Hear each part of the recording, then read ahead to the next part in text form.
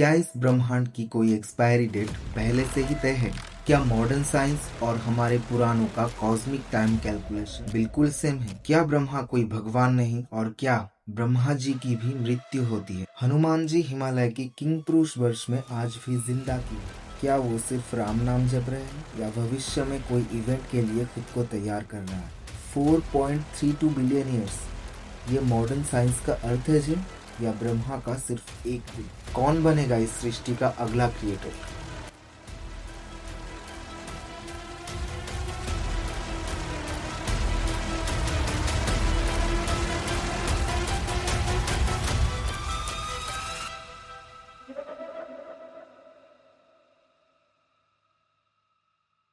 नमस्ते दोस्तों, मैं हूं अर्णव और स्वागत है आपका वैदिक विचार में, एक ऐसा प्लेटफॉर्म जहां हम एंशिएंट हिंदू माइथोलॉजी की सिर्फ कहानियां नहीं सुनते, बल्कि उन कहानियों के पीछे छुपे deep scientific facts, pure logic और मॉडर्न साइंस को डिकोड करते हैं। हमारा लक्ष्य है अपने एंशिएंट टेक्स्ट और मॉडर्न साइंस के बीच में जो अनसीन कनेक्शन है, उस कनेक्शन को दुनिया के लोगों के सामने लाना, ताकि हम सब जान सके कि हमारे शास्त्रों का ज्ञान कोई मैजिक नहीं था, बल्कि एक हाईली एडवांस साइंस था।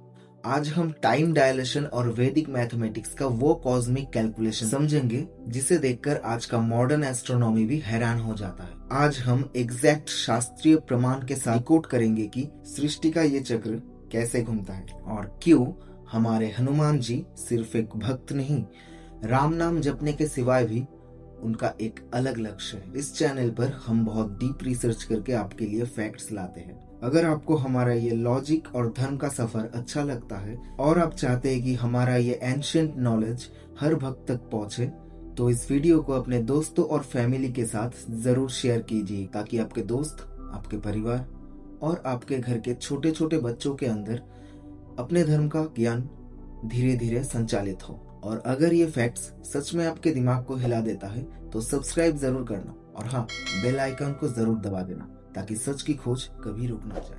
तो चलिए बिना किसी देरी किए डिकोड करते हैं इस सबसे बड़े कॉस्मिक मिस्ट्री को।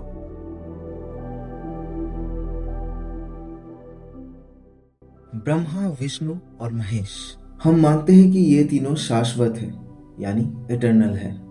लेकिन अगर मैं आपसे कहूं कि ब्रह्मा के बारे में असल में हम जो जानते हैं वो सब गलत है। असल में ब्रह्मा के बारे में हम कुछ भी नहीं जानते।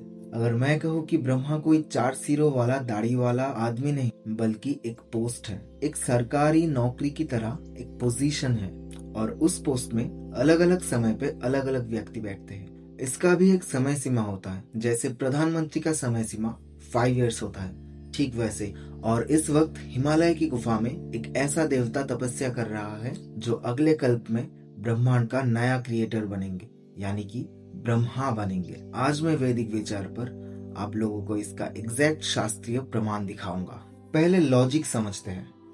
हमारे पुराणों में महायुग, युग, कल्प और महाकल्प का कॉन्सेप्ट है। पुराणों के अनुसार 4 युग होता है: सत्य, त्रेता, द्वापर, कलि। इन 4 युगों का रेशियो 4:3:2:1 होता है। विष्णु पुराण चतुर्थ अंश अध्याय 24 के अनुसार कलियुग का समय सीमा है 4,32,000 ह्यूमन ईयर। कलियुग से अगर हम 2 मल्टीप्लाई करते हैं तो आता है 8,64,000 ह्यूमन ईयर्स। ये है द्वापर युग का समय सीमा। कलियुग से अगर हम 3 गुना करते हैं तो आता है 12,96,000 ह्यूमन ईयर्स। यह है त्रेता युग का समय सीमा। और अगर कलियुग से हम 4 गुना करते हैं तो आता है कुछ 17,28,000 ह्यूमन ईयर्स। ये है सत्य युग का समय सीमा। तो रेशियो समझ में आ गया ना, 4:3:2:1। ये 4 युग मिलाकर एक महायुग होता है। तो हम जो ये 4 युग का समय सीमा कैलकुलेशन करके निकाला, अगर हम इन लोगों को ऐड कर दे तो आता है एक महायुग का समय सीमा, यानी कि 43,20,000 ह्यूमन ईयर्स।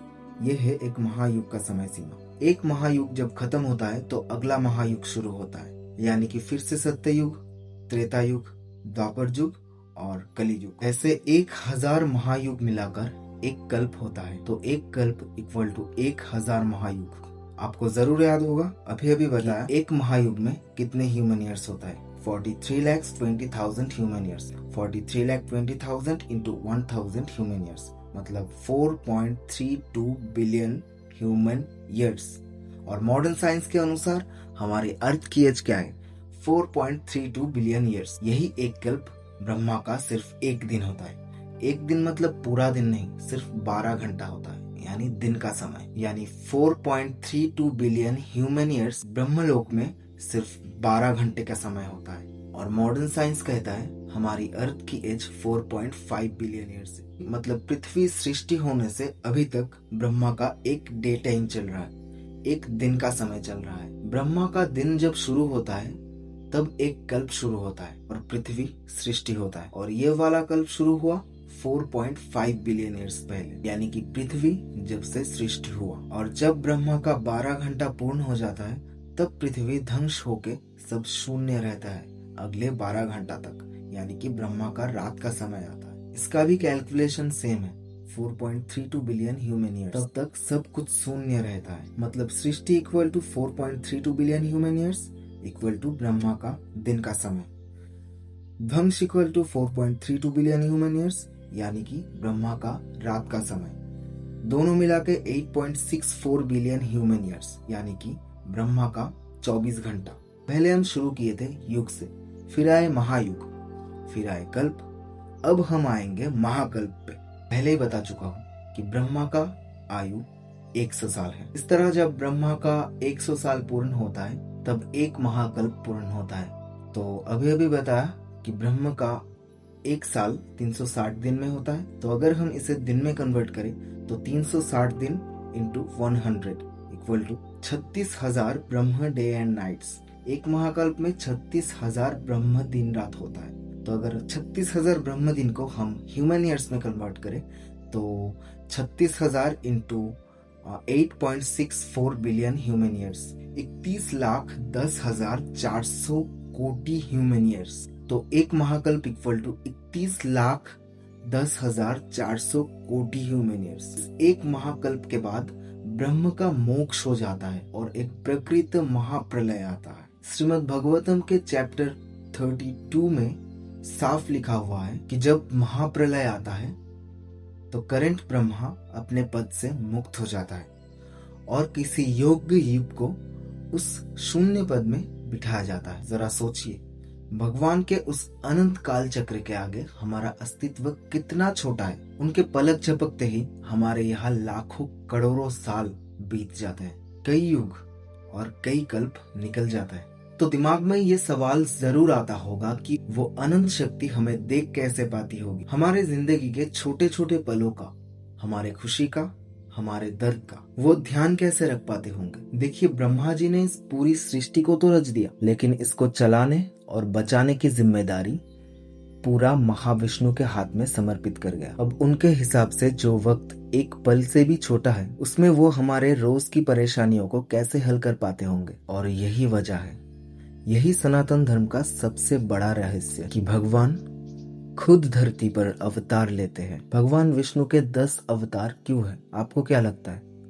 भगवान विष्णु वहां बैठ के हमारे समय और नियमों से कैसे जुड़ पाते होंगे? इसलिए ही वो अलग अलग युग में अलग अलग अवतार लेके हमारे पृथ्वी पे आए, ताकि हमारे सुख दुख को वो बांट सके। अवतार का सीधा मतलब है ऊपर से नीचे आना। वो अपने असीम शक्तियों को छोड़कर धरती के समय और नियमों से खुद को जोड़ते हैं। हमारे समय और नियमों के साथ तालमेल जोड़ने के लिए वो एक आम इंसान की तरह जन्म लेते हैं। वो हमारे बीच जन्म लेते हैं ताकि वो भी एक आम इंसान की तरह हमारे दर्द, हमारे सुख, हमारे दुख और हमारे परेशानियों और तकलीफों को महसूस कर सके, हमारे जज्बातों को समझ सके, हमारे आंसुओं को समझ सके और इस धरती में फिर से धर्म का स्थापना करके हमारे सारे दुख खत्म कर सके। अब आते हैं असली पॉइंट पे। वैकेंसी तो आने वाली है, 50 वर्ष तो पूर्ण हो चुका है ब्रह्म का और 50 वर्ष बाकी है। तो एप्लीकेशन किसका सिलेक्ट हुआ है? यहाँ आता है सबसे बड़ा प्रूफ। माधवाचार्य, जो वैष्णव संप्रदाय के महान आचार्य थे, वो अपने किताब महाभारत तात्पर्य निर्णय में साफ लिखा है कि वायुदेव ही अगले ब्रह्मा बनने के लिए निर्धारित है। और वायुदेव का सबसे शक्तिशाली अवतार कौन है? सही पहचाने, जय बजरंगबली। वो है हमारे बजरंगबली हनुमान जी। इसलिए ही हनुमान जी चिरंजीवी हैं। लोग सोचते हैं कि वो सिर्फ राम नाम जपने के लिए ही जिंदा है। नहीं दोस्तों, रामायण के उत्तराखंड के अनुसार वो तब तक इस धरती में रहेंगे जब तक इस धरती रहेगा, क्योंकि वो ट्रेनिंग पीरियड में है। वो अगले साइकिल के लिए यानी कि अगले महाकल्प के लिए खुद को तैयार कर रहा है। श्रीमद् भागवतम के अनुसार आज भी हनुमान किमपुरुष वर्ष में रहते हैं।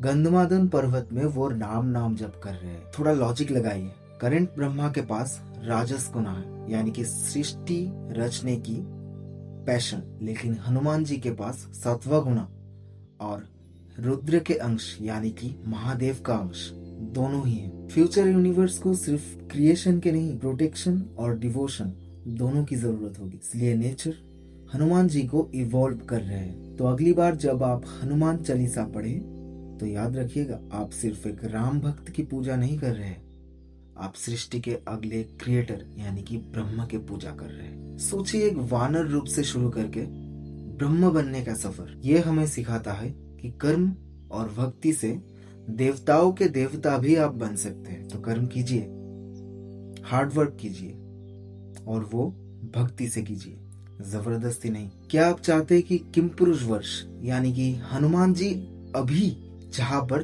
तपस्या कर रहे हैं, इस पर मैं एक अलग वीडियो बनाऊं? अगर आप चाहते हैं कि अलग वीडियो बनाओ तो कमेंट में जय बजरंगबली जरूर लिखिएगा। वीडियो पसंद आए तो लाइक जरूर करें और सब्सक्राइब करना मत भूलिएगा, और शेयर करें अपने दोस्तों और परिवारों के साथ, क्योंकि ज्ञान बांटने से नहीं कमता। इसलिए ज्ञान को कभी रोक के मत रखिए, जितना मर्जी बांटिए। आज के लिए बस इतना ही। मिलते हैं अगली वीडियो में कुछ नया, कुछ यूनिक, कुछ अनकॉमन फैक्ट्स को लेकर। अभी के लिए आज्ञा दीजिए। जय हिंद।